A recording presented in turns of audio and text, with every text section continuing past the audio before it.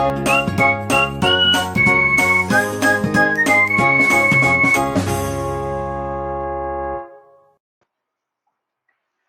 Everyone, welcome to my channel medico prime education. तो आज है हमारा लेक्चर 9 और इस लेक्चर में हम लोग बात करेंगे सेक्सुअली ट्रांसमिटेड इन्फेक्शंस के बारे में। सेक्सुअली ट्रांसमिटेड इन्फेक्शंस, ठीक है।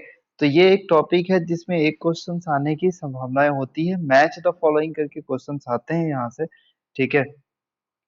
तो वही आज हम लोग देखने वाले हैं, ठीक है। चलो, तो सबसे पहले हम लोग देख लेते हैं कि ये इसका डेफिनेशन सबसे पहले देखते हैं, क्योंकि डेफिनेशन कभी कभी यहाँ पर हमारे पास में स्टेटमेंट वाइज करके भी क्वेश्चंस आते हैं, ठीक है। तो देखो, इस बार जो नीट का एग्जाम हुआ है, नीट 2024 में, तो उसमें ह्यूमन हेल्थ एंड डिजीज का जो क्वेश्चन मैं इसमें बता रहा हूँ एग्जैक्टली वही चीज आया है, एकदम डिटो लाइन बाय लाइन, ठीक है। एग्जैक्टली वही क्वेश्चन आए हैं। तो you can imagine what the content I am going to deliver. So देखो कि जो डिजीज है या फिर इन्फेक्शन है जो कि सेक्सुअल इंटरकोर्स से फैलता है, उसको बोलते हैं सेक्सुअली ट्रांसमिटेड इन्फेक्शन, ठीक है। इसका दो नाम और है, तो क्वेश्चंस यहाँ से भी पूछते हैं कि और इसका नाम क्या है। Also called as venereal disease और दूसरा है रिप्रोडक्टिव ट्रैक्ट इन्फेक्शन, ठीक है। आरटीआई क्या बोलते हैं उसको, आरटीआई, ठीक है ना। एग्जाम्पल में बात करें, एग्जाम्पल में क्या क्या है, gonorrhoea, syphilis, genital herpes, chlamydiasis, genital rats, and trichomoniasis, and hepatitis B and AIDS. तो these are the sexually transmitted infections, ठीक है। तो ये सब सारा हमें याद रखना पड़ेगा कि कौन इसमें से है, ठीक है। क्वेश्चन इसमें इस तरह से भी पूछ सकता है कि इसमें से कितने सेक्सुअली ट्रांसमिटेड इन्फेक्शन, और ये सारे का नाम दे देगा और बीच में तुम्हें एक और दे देगा, क्या दे देगा, जैसे कोई वायरल डिजीज दे देगा, ठीक है। वायरल डिजीज में अपन को फीवर वगैरह दे देगा, कॉमन कोल्ड दे देगा, वो भी राइनो वायरस से होता है, तो वो दे सकता है। तो इसमें कंफ्यूज नहीं होना है। तो ये नाम हमें याद होना ही चाहिए, ठीक है। ये सारा एग्जाम्पल अपन को याद होना चाहिए। अब इसमें कुछ इंपॉर्टेंट है जो कि स्टेटमेंट पे क्वेश्चन आते हैं, ये दोनों में, ठीक है। ये दोनों लाइन बहुत इंपॉर्टेंट है। पहला तो यहाँ से क्वेश्चन बनते हैं, जो इस स्लाइड में लिखा हुआ वहां से क्वेश्चन बनने की संभावनाएं होते हैं, ठीक है। तो सबसे पहले बात करें कि अमोंग दीज, इन सभी में H I V is infectious, infectious और मोस्ट डेंजरस है, ठीक है। मोस्ट डेंजरस कौन है, H I V. Except for hepatitis B, genital herpes and H I V infection, other disease are completely curable if detected early and treated. इसका मतलब क्या हुआ कि हेपेटाइटिस बी को छोड़कर, ठीक है, जेनाइटल हर्पीज को छोड़ के और एचआईवी इन्फेक्शन को छोड़ के, ठीक है, तो इस सब को छोड़ के जो अदर डिजीज है, दूसरा इसमें से जो भी डिजीज है वो कम्प्लीटली क्यूरेबल है अगर पहले उसको डिटेक्ट कर लेते हैं तो, ठीक है। अर्ली सिम्टम्स, जैसे कि माइनर अर्ली सिम्टम्स क्या क्या देखने को मिलते हैं, जैसे कि itching, fluid discharge, slight pain, swellings, ये सब देखने को मिलते हैं। तो इससे पता चलता है कि एसटीआई हो चुका है। नॉट कम्प्लीटली कि हाँ एसटीआई हो चुका है, लेकिन ये सब फंक्शन देखने को मिलते हैं, ठीक है, सिम्टम्स। तो अगर बात करते हैं फीमेल्स के बारे में, तो फीमेल्स से मोस्टली ये स्टार्टिंग में तो एसिम्प्टोमेटिक होते हैं, लेकिन it is remain undetected for long time, ठीक है। लेकिन अगर बात करते हैं तो ये कॉम्प्लिकेशंस बाद में जाके क्या पैदा करता है, कॉम्प्लिकेशंस, जैसे कि पेल्विक इन्फ्लेमेटरी डिजीज, ये पीआईडी, ठीक है। ये अभी तक आया नहीं है ये स्टेटमेंट, तो ये स्टेटमेंट वाइज आ सकता है क्वेश्चंस, ठीक है। अभी तक नहीं आया, कुछ भी एक्स्ट्रा आने का, देखो इस बार नीट में ना कुछ एक्स्ट्रा ही आया है, ठीक है, कुछ डिफरेंट भी आया है, ठीक है। तो उसमें हम लोग यहाँ पर में यहाँ क्वेश्चंस का एग्जामिन कर सकते हैं, ठीक है। तो ये सब क्या हो सकता है, क्या क्या कॉम्प्लिकेशंस हो सकते हैं फीमेल्स में, जैसे कि एबॉर्शन हो सकता है, ठीक है। स्टिल बर्थ हो सकता है, एक्टोपिक प्रेगनेंसी, मतलब प्रेगनेंसी, एक्टोपिक प्रेगनेंसी का मतलब होता है जिस साइड पे जो बॉडी सॉरी बेबी है उसका क्या होगा, इम्प्लांटेशन वहां पे नहीं होगा, किसी दूसरे साइट पे हो गया, तो उसको बोलेंगे एक्टोपिक प्रेगनेंसी।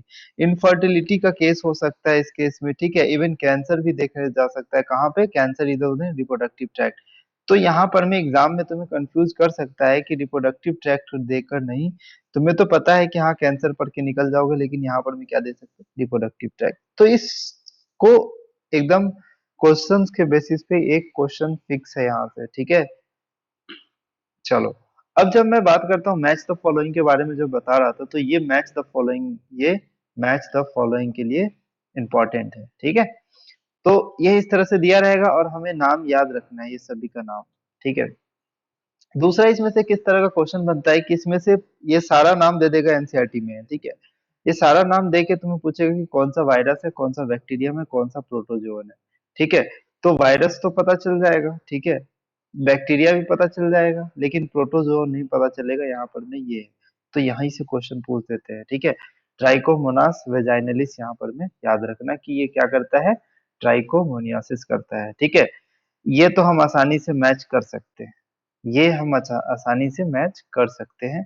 क्लेमाइडियासिस भी मैच कर सकते हैं, क्लेमाइडिया ट्राइकोमैटिस, ठीक है। सिफिलिस, सिफिलिस किससे होता है, ट्रेपिनोमा पैलिडियम, ठीक है। ये एक तरह का बैक्टीरिया है, ठीक है, ये एक तरह का बैक्टीरिया है, तो इससे ये मैच कर सकते हैं।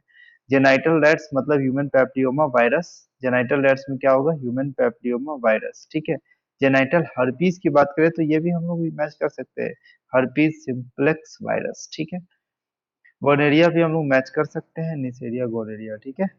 तो ये सब सारा है, ये इंपॉर्टेंट है। अगर अभी तक 2 स्लाइड में शेयर किया हो, इसमें से 2 स्लाइड में से 2 स्लाइड इंपॉर्टेंट है, ठीक है। अब नेक्स्ट देखते हैं कि कुछ इंपॉर्टेंट है जो एनसीईआरटी में ये लाइन पूरा लिखा हुआ है, ये डायरेक्ट पढ़ के आगे निकलते हैं, ठीक है।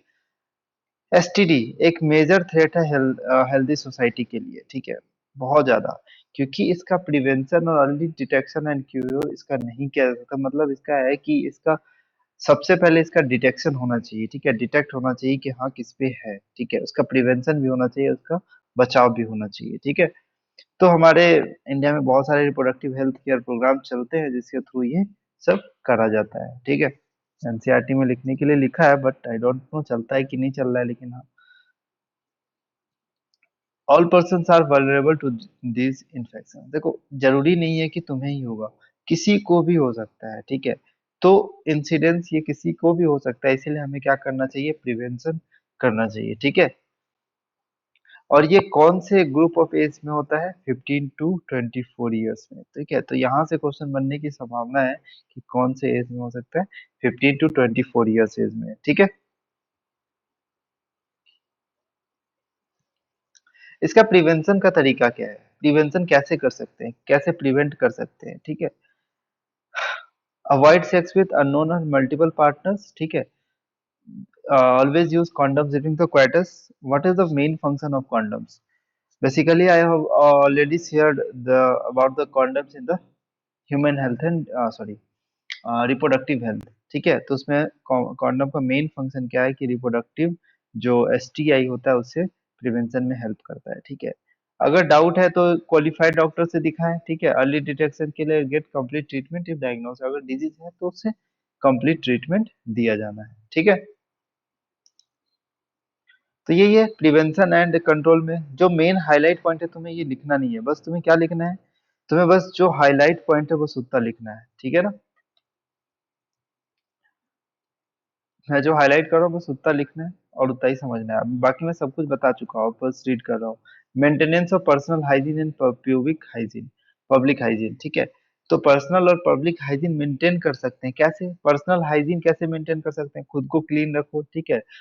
साफ पानी पियो, साफ खाने खाओ, ठीक है, बाहर का खाना, इधर उधर का खाना मत खाओ, ठीक है। तो ये सब ये सब से हम लोग बचा जा सकते हैं, ठीक है। पब्लिक हाइजीन में तुम्हें क्या करना है कि जो वेस्ट निकलता है प्रॉपर उस वेस्ट को, ठीक है, डिस्पोज करो, ठीक है, अपने आसपास में क्लीन रखो, ठीक है। रिजर्वायर्स को, पूल्स को, सीज पूल्स, टैंक्स को, ठीक है ना। चलो, तो ये सब है। अगर मान लो यहाँ से क्वेश्चंस आते हैं भाई, हल्के में मत लेना।